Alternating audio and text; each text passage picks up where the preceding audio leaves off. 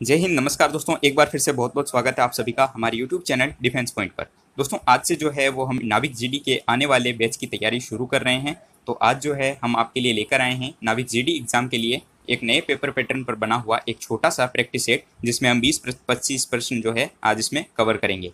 दोस्तों आप भी अगर नाविक जीडी के एग्जाम की तैयारी कर रहे हैं तो आपको पहले बता दूं कि अगर आपने अभी तक हमारे चैनल को सब्सक्राइब नहीं किया है तो उसको सब्सक्राइब जरूर से कर लें और बेल आइकन को प्रेस कर लें, ताकि आपको हमारे द्वारा दिए जाने वाले सभी लेटेस्ट अपडेट्स मिलते रहें। और आज से जो है वो हम प्रिपरेशन नाविक जीडी की शुरू कर रहे हैं, तो टॉपिक वाइज हम जो इसको क्लियर करेंगे। आज आपको छोटा सा एक प्रैक्टिस सेट मैंने दिखाने के लिए ये वीडियो बनाया है।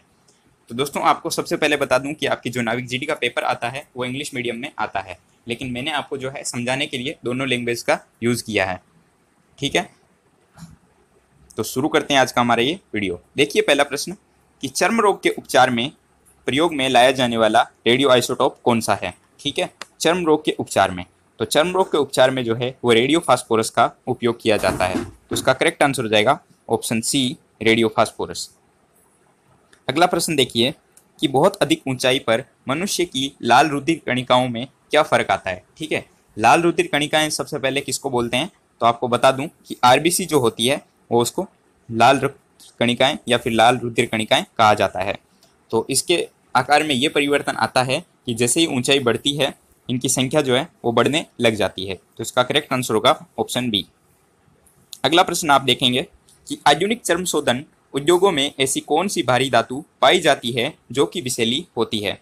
चर्म शोधन का जो उद्योग होता है उसमें जो है क्रोमियम नाम की एक विषैली धातु पाई जाती है। ठीक है, तो इसका करेक्ट आंसर होगा ऑप्शन सी।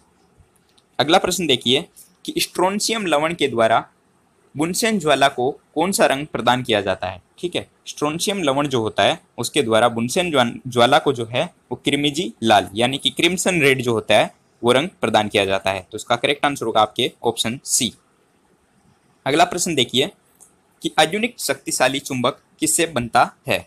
ठीक है, आधुनिक शक्तिशाली चुंबक जो कि आपके एल्यूमिनियम, कोबाल्ट और निकल से मिलकर के बना होता है। ठीक है, तो ऑप्शन सी, कोबाल्ट, एल्यूमिनियम और निकल। आप इसको ऐसे भी याद रख सकते हैं, एल निको। ठीक है, Al plus nickel plus cobalt. ठीक है, एल निको से भी आप इसको याद रख सकते हैं।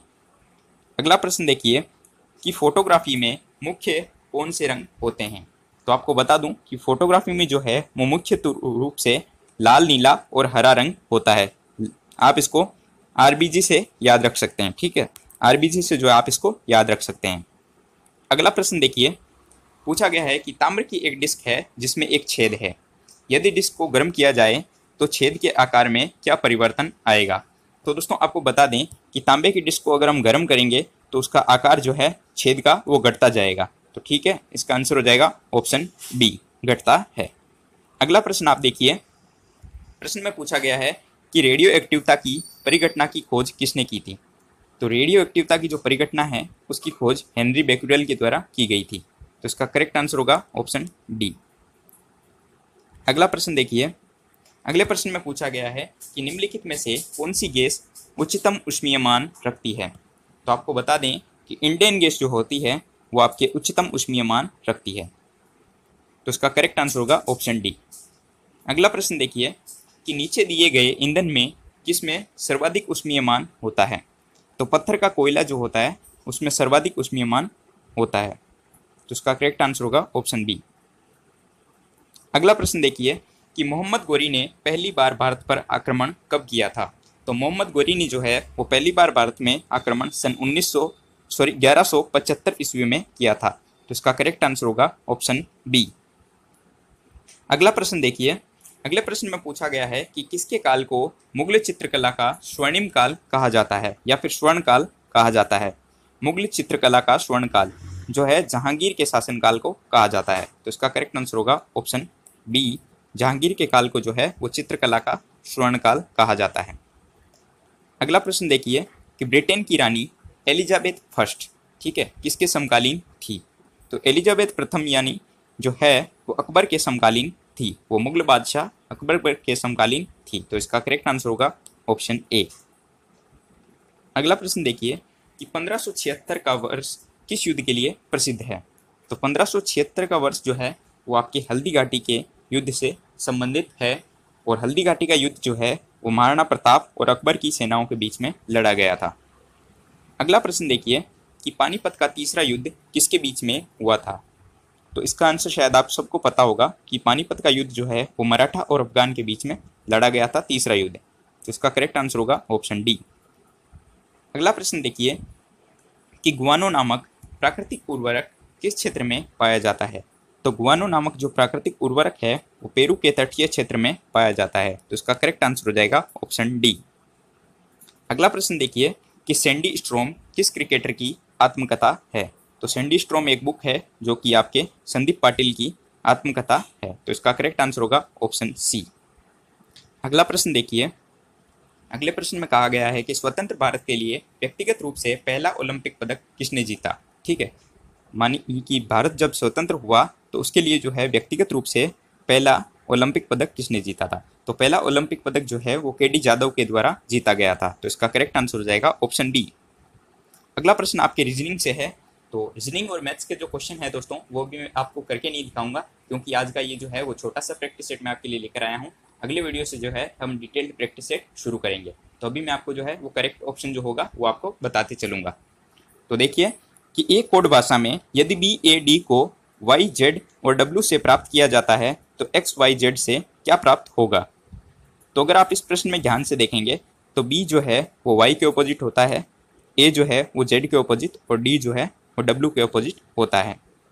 तो इसी प्रकार से अगर हम एक्स वाई जेड से देखें तो अगर इसका आंसर हो जाएगा option D A C B.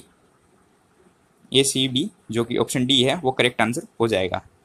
अगला प्रश्न देखिए कि एक्स वाई का भाई है, वाई जेड की पत्नी है, जेड डब्ल्यू का पुत्र है और डब्ल्यू जो है वो वी की पत्नी है। तो वी का वाई से क्या संबंध है।